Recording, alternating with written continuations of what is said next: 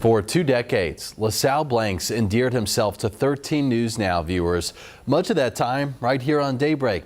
One of Sal's gifts was telling the stories of people who use their own tough times to inspire others. Yeah, shortly after he left us to return to his hometown of New Haven, Connecticut, he suffered a massive stroke. Recently, David Allen checked in with LaSalle, who's perhaps writing his most powerful story yet, and it's very personal. You pretty much did. In many ways, he's the same old Sal. Hi from Connecticut, LaSalle Blanks. Man with a hearty laugh and a spirit of fellowship. We started every single day with a laugh and a joke and just like this. You might even say, oh my God. He's a better version of himself today, greeting each new day with a new sense of purpose and meaning. Thank you, God, for keeping me here, because I'm not going to squander this second opportunity I've been given. Look at that. I know I'm lucky and I know I'm fortunate. On November 8, 2021, Sal woke up slurring his words. He was unable to stand up. No hands. He had no feeling on his left side. And open. He was rushed to Yale New Haven Hospital. One paramedic told me if I hadn't gone to the hospital that morning, I would have been dead that night. With pandemic protocols restricting visitors, Sal would send encouraging videos to his mom from his hospital bed. The biggest fear I had was not being here for my mom. That I couldn't take. And that's what also helped me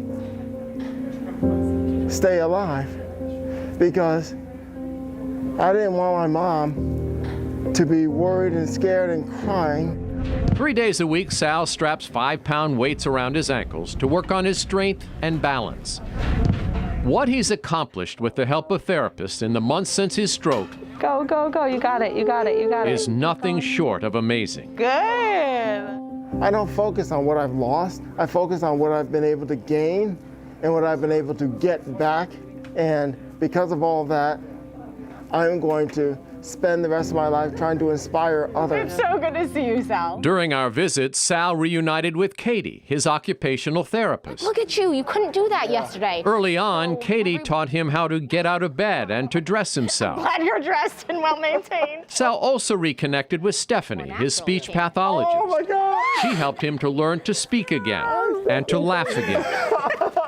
After his stroke, Sal's diet consisted largely of things like pureed catfish. You got some She forgot. I was going to say she forgot. Stephanie gradually helped him tackle something a bit more appealing. You ate every one of those shrimp that were on that plate. Whether it's extra steps on the stationary bike or accepting the challenge to play a board game, Sal's therapists say his competitiveness drives his comeback. What have you learned about yourself through all of this? I've actually learned to slow things down, be patient. I've had people say, I'm so sorry you had a stroke.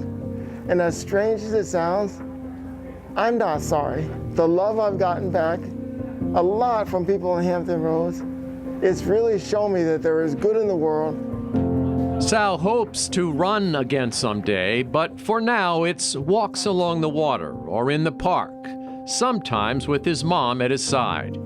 It's a time for him to reflect on the gift he's been given and on how he can use it to inspire others.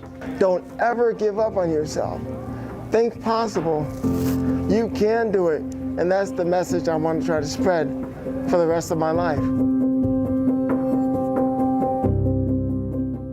Wow, it's an incredible story. Oh my goodness. You know, we were able to follow his journey on Facebook, and he would post constant updates of, I was able to do this today, I was able to do that today. And LaSalle has just been a champion of his own story through this whole thing. It's just absolutely amazing. I will tell you guys, okay, so I think 14 years or 15 years, he anchored with me on Daybreak. And LaSalle's like a brother. My kids called him Uncle Sal, and he would pick them up and stick them in the trash can when they were little kids. You know, they're that kind of a relationship. Fiercely competitive, LaSalle is. And the fact to see him even playing Connect 4, we would get something like that in the newsroom. Come on, Craig, let's go right now. I mean, Yeah. So to see him using that to move forward, avid kickball player, dodgeball, anything, sports and activity, he was all about it. And that stroke, to hear him go through that was just mind-boggling. And to see him on that recovery, I'm not surprised at all to see him fighting the way he is. I was going to say, if anybody can do it, it's LaSalle. That's his spirit, and he loves his mama so much. LaSalle's an only child, and he's very close. His mom had him at a pretty young age, and they have grown up just tremendously close. So for LaSalle and to his mom, to everybody that knew LaSalle, it's great to see him keep fighting. Yes, we love you, LaSalle.